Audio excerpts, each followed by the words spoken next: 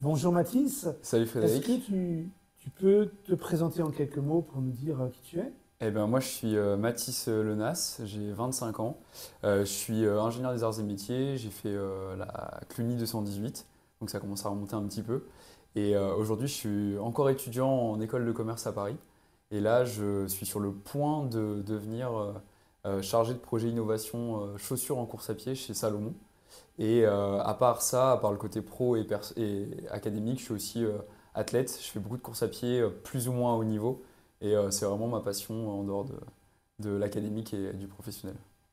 Très bien. Tu peux nous dire aussi un peu qu'est-ce qui t'a amené vers les podcasts, ce projet un peu phare chez Ouais, toi? alors c'est vrai que je ne l'ai pas dit en introduction, mais il y a un an, j'ai créé un podcast qui s'appelle On Your Marks, qui parle de course à pied. En fait, il y a un an, avec l'école et avec mon rythme de vie, j'avais pas mal de temps libre. J'avais pas beaucoup de cours, j'avais une grande flexibilité dans mon emploi du temps. Et je me suis dit, bah, moi j'ai toujours aimé avoir des projets. Et je me suis demandé, bon, bah, là j'ai un an devant moi avant de finir mon master et de pouvoir rentrer sur la vie active. Comment est-ce que je peux utiliser cette année pour créer quelque chose de mes mains, créer quelque chose qui me permette de rencontrer des gens qui sont en lien avec le sport. Et en fait, moi j'ai toujours aimé discuter, j'ai toujours aimé rencontrer des gens, créer du contenu. Et donc il y a un an, je me suis dit, bah, je vais créer un podcast qui s'appellera On Your Marks. Et l'idée, ce sera assez simple, ce sera d'inviter des gens qui travaillent dans les coulisses du milieu du sport, pas forcément des athlètes, et les inviter pendant une heure et demie, me raconteront leur métier, ce qu'ils font, quel est leur lien avec le sport et comment est-ce qu'à leur échelle, ils peuvent améliorer voilà, la course à pied, le sport en général. Donc là, j'en suis à une trentaine d'épisodes. J'ai invité des chercheurs, des créateurs de start-up, des entraîneurs, des chefs de produits. Et donc voilà un peu la démarche, c'était de créer quelque chose de mes mains. Et j'en ai profité aussi pour commencer à construire mon réseau perso. C'est ça aussi l'idée en second plan, c'est que je ne savais pas ce que je voulais faire à la suite de mes études aux arts et métiers. Je ne savais pas non plus ce que je voulais faire à la suite de mes études à l'ESSEC. Et en fait, en plein milieu de ma scolarité, je me suis dit, je ne veux pas vraiment être ingénieur, je ne veux pas forcément être marketeur, je veux travailler dans le milieu du sport, mais je ne connaissais pas du tout les métiers qu'il y avait dedans. J'avais absolument aucun réseau dans ce secteur, hormis mon réseau sportif perso, mais j'avais pas de réseau pro dans le secteur du sport. Je me suis dit, bah tiens, l'idée de faire le podcast, ça va d'une part m'occuper, je vais faire quelque chose pendant cette année qui va être sympa, je vais rencontrer du monde. Et d'un autre côté, bah, dès que je trouverai un invité intéressant et que son activité, son métier pourrait me plaire et je me vois bien, si je me vois bien travailler avec lui, bah, par exemple, je pourrais lui donner mon CV à la fin d'un épisode et commencer petit à petit à créer mon réseau. Donc c'est ce que j'ai fait. Et là, depuis un an, bah, voilà, j'ai créé pas mal d'épisodes, j'ai rencontré beaucoup de gens et bah, notamment un épisode qui a eu un peu un effet détonnant sur ce que je voulais faire et c'est grâce à un épisode que j'ai trouvé ma voie, je pense. Ok, donc concrètement, tu as fait du réseau à travers Ouais, justement le c'est podcast. ça. Quelles seraient les premières étapes et les premiers conseils que tu pourrais donner aux camarades pour justement oser le faire? Oser faire le podcast? Le Oser réseau? être dans la démarche réseau, de prendre son téléphone, de contacter des gens. Bah en fait, c'est assez simple.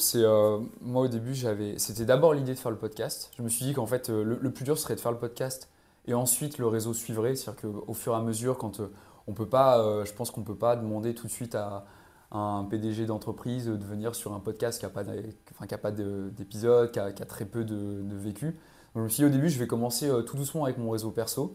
Donc j'ai invité des amis, j'ai invité des gens que je connaissais, des gens qui étaient dans un premier cercle, on va dire, de relations. Là, j'avais absolument aucun doute sur le fait que ça pouvait les intéresser parce que les gens aiment bien parler en général. Donc, c'est ça qui est sympa avec un podcast, c'est qu'on a très peu de refus. Donc, j'ai commencé à me dire, bon, bah, je vais inviter des gens autour de moi, de mon réseau très très proche. Mhm. Et puis, au bout de 5-6 épisodes, je me suis dit, bon, maintenant que j'ai une petite audience, que je commence à avoir un peu de contenu, je vais pouvoir aller essayer de toquer à la porte des gens qui sont peut-être un peu plus éloignés de mon réseau, qui sont peut-être un peu plus inaccessibles. Et au début, j'avais un peu peur parce que je me suis dit, bon, bah, à un moment donné, il faudra forcément. Enfin, moi, ça m'intéresse de discuter avec des patrons d'entreprise, des gens qui ont créé des startups, des gens qui sont assez influents dans les médias ou dans la communauté de la course à pied. Et en fait, très rapidement, j'ai compris qu'il ne fallait pas douter, il fallait juste y aller. Et que si jamais le message est bien amené, si jamais au contraire on arrive à se démarquer un peu, qu'on n'a pas peur de parler avec les gens, qu'on ose les appeler, les contacter, leur envoyer un message sur LinkedIn, un message sur Messenger, enfin tous les moyens sont bons en fait tant que la personne voit le message. Moi j'étais assez convaincu que ça marcherait et que je pouvais avoir un épisode à la clé. Et ça a très souvent marché. Je pense que sur les 35 épisodes que j'ai fait, enfin les 26 épisodes avec des invités que j'ai fait, j'ai dû contacter peut-être 30 personnes et il n'y en a que 4 qui ont refusé, enfin qui n'ont pas accepté mon invitation pour des raisons plutôt logistiques que simplement personnelles. Donc ça se fait assez naturellement, on va dire. Ok. Donc du coup, les facteurs clés de succès, c'est quoi? C'est parce que tes interlocuteurs, c'est aussi des Gazards, donc c'est plus facile.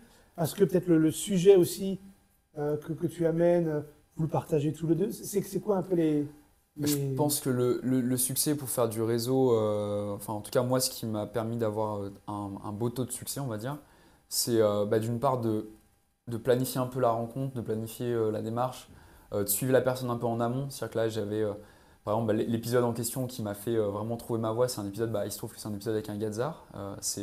C'est pas un podcast dans lequel je vais recevoir particulièrement des Gazards, mais il se trouve qu'il y a quand même quelques Gazards qui travaillent dans le milieu du sport, donc ça m'a aussi aidé à faire des épisodes. Mais l'épisode en question, c'était avec Stéphane Charnet qui est aujourd'hui chez Keeprun, donc c'est la marque de course à pied de Decathlon. Et c'est pour moi le premier gros épisode dans le sens où c'était quelqu'un que je connaissais pas du tout, qui occupait des fonctions qui étaient assez hautes dans l'industrie du running et que je considérais comme potentiellement inaccessibles. Et en fait, j'avais planifié de le contacter plusieurs mois à l'avance, j'avais commencé à l'ajouter sur LinkedIn, à lui parler plus ou moins via le réseau des Gazards, à essayer de me mettre un peu dans sa peau aussi, de me dire bon, bah voilà, comment est-ce que moi, avec mon petit podcast, je peux essayer de trouver des arguments sur lesquels il pourrait trouver un intérêt, c'est-à-dire se dire bon, bah ok, ça peut être sympa de parler pendant 1 heure et demie de mon métier sur cette émission plutôt qu'une autre. Et donc, au fur et à mesure, grâce à mes petits efforts, grâce à une bonne communication, il a trouvé ça intéressant, j'ai su trouver les mots et finalement la rencontre s'est hyper bien passée. On a pu enregistrer un épisode sur lequel j'ai vraiment eu le déclic. Et c'est cet épisode-là en particulier où je me suis dit, je veux faire des chaussures de course à pied. Et c'est cet échange-là qui m'a permis de trouver ce que je voulais faire. Et justement, par rapport à ce que tu décris, hein, le déclic, euh, qu'est-ce que ça permet justement de faire un entretien réseau avec un archi, avec des spécialistes ou des experts? Ce que ça permet, c'est que moi, la démarche, j'étais arrivé avec cette optique de créer mon réseau de manière hyper naïve. Moi, je connaissais absolument pas les métiers.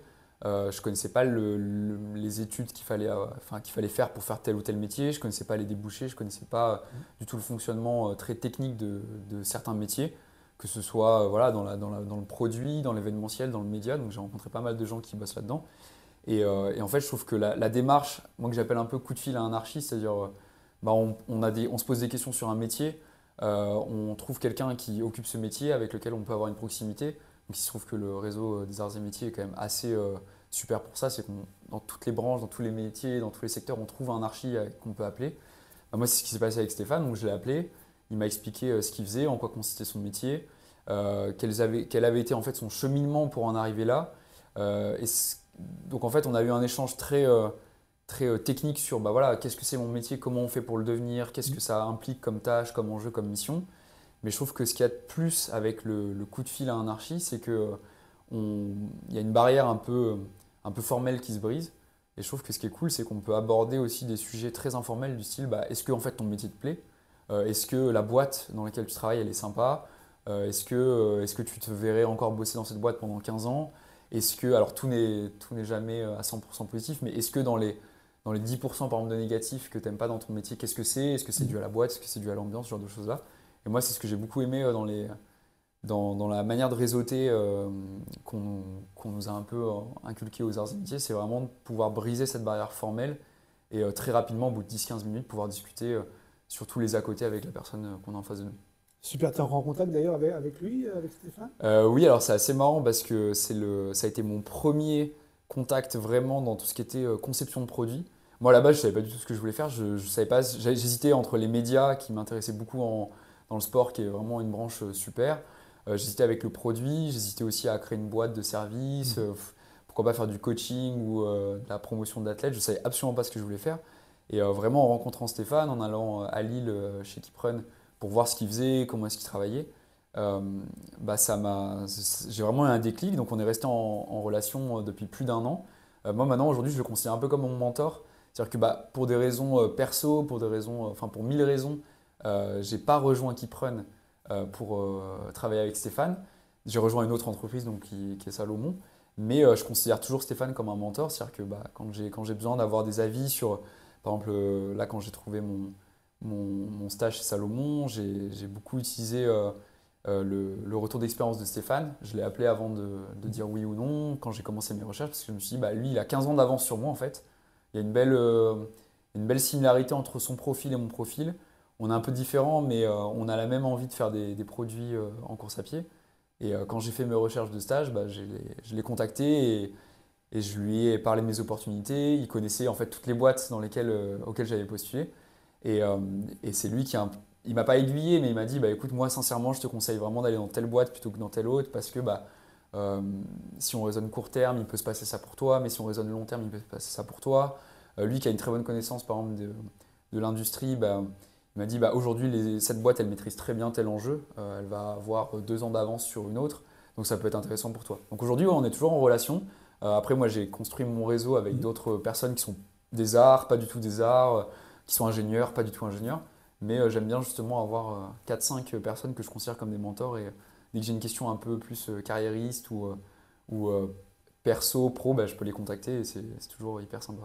Donc là, on voit vraiment tous les avantages de la démarche réseau. Ouais. Euh, Maintenant, pour un Gazar qui hésite encore, pour qui c'est pas facile, Mhm. qui se pose plein de questions, ça serait quoi la première étape, le premier pas à faire? Alors moi je vais pas jouer l'ancien ou l'archi parce que je suis encore assez jeune et je suis encore en stage donc ce serait comment dire ce serait un peu mettre la charrue avant les bœufs de dire que j'ai trouvé ma voie de manière définitive. Ça se trouve dans 6 mois je ferai autre chose, je sais pas mais en tout cas là je suis assez sûr de moi dans le sens où je pense que j'ai vraiment trouvé ce qui me plaisait et trouvé le Mhm. secteur dans lequel j'ai envie d'évoluer. Mais pour répondre à ta question, moi j'ai eu 2 ans de transition où vraiment je me suis dit bon je bossais en alternance dans une boîte où c'était super sympa, mais je savais pas forcément je sentais que ça me plaisait pas. Enfin, je sentais que je m'étais dit, je suis encore très jeune et je trouve que c'est pas normal quand on a fait les arts ou quand on a fait une belle école d'ingé, une belle école de commerce, d'avoir pas mal d'opportunités. Et je trouvais pas ça normal à 25 ans de me dire que j'étais pas encore pleinement satisfait de ce que je voulais faire. Et donc le conseil, les 3 conseils moi, que je donnerais à quelqu'un qui est assez jeune ou même moins jeune et qui se pose des questions sur son orientation, c'est le premier pour moi, c'est si jamais il y a un doute, c'est que la question elle se pose en fait. C'est que il y a plein de métiers où je pense qu'on essaie de se convaincre soi-même qu'on est à sa place. Je pense que si jamais il y a un petit doute intérieur, il faut avoir cette capacité de se poser les bonnes questions et de faire un peu un travail d'introspection, de se dire bon si on ne se pose pas la question, c'est qu'en fait tout va bien, mais si jamais on creuse un petit peu et qu'en fait au bout de 2-3 minutes de réflexion on se dit tiens je sens qu'en fait, je ne suis pas forcément à place, ça vaut le coup d'entamer tout le Mhm. processus de réflexion. Après, je pense que il faut. Moi, j'avais été guidé pendant toutes mes études par le principe de dire bon, je ne sais pas ce que je veux faire, donc je vais prendre ce qu'il y a de mieux, ce qui ferme le moins de portes, et je verrai au bout d'un moment. Et ça avait pris une place prépondérante en fait dans mes choix de carrière. Et en fait, je pense qu'au bout d'un moment, si on se pose des questions sur sa place et qu'on trouve qu'en fait on n'est pas forcément pleinement épanoui, je pense que ça vaut le coup en fait de remettre un peu ses passions au centre de la Mhm. discussion. Moi, c'est ce qui s'est passé quand j'étais en prépa, quand j'étais en école d'ingé, je courais beaucoup moins. Donc ma passion, c'était un peu écarté de mes choix de Mhm. vie.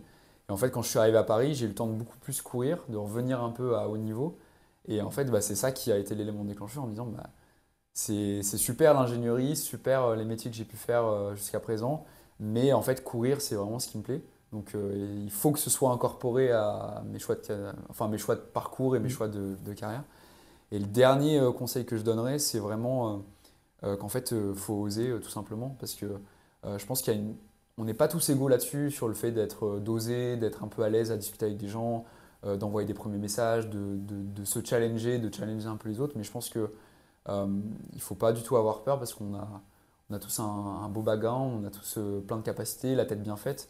Donc si jamais on se pose des questions sur ce qu'on veut faire, qu'on a des passions et qu'en fait on identifie en fait des pistes qui pourraient être intéressantes, je pense qu'il ne faut absolument pas avoir peur de toquer aux portes des entreprises qui pourraient nous intéresser parce que je dis pas que ça marche à tous les coups, mais moi c'est ce que j'ai fait. Je me suis mis en condition de pouvoir réussir mon objectif qui était travaillais dans une boîte qui fait des chaussures et du matos de course à pied. Et très clairement, bah, moi, on m'a dit quand j'étais pris chez Salomon que certes, mon profil était hyper intéressant, mais ce qui avait vraiment plu, c'était le fait que j'avais osé aborder des gens qui travaillent dans l'entreprise de manière un peu différente, que mon podcast avait joué en ma faveur dans le sens où bah, ça a montré que j'étais hyper déterminé, que j'avais vraiment un but très précis. Et c'est ça qui a fait un peu la différence. Je pense qu'il faut, Ok. voilà, si je résume, c'est vraiment se poser les questions sur soi. C'est placer un peu ses passions au cœur de sa réflexion et aussi bah, oser et pas avoir peur de tenter le coup. Super, Mathis. Bah, merci beaucoup Merci. pour ce témoignage. Encore une fois, je vous rappelle quand même que le pôle carrière est là aussi pour justement Ouais, vous accompagner dans vos réflexions quand il y a le petit caillou dans la chaussure qui dérange.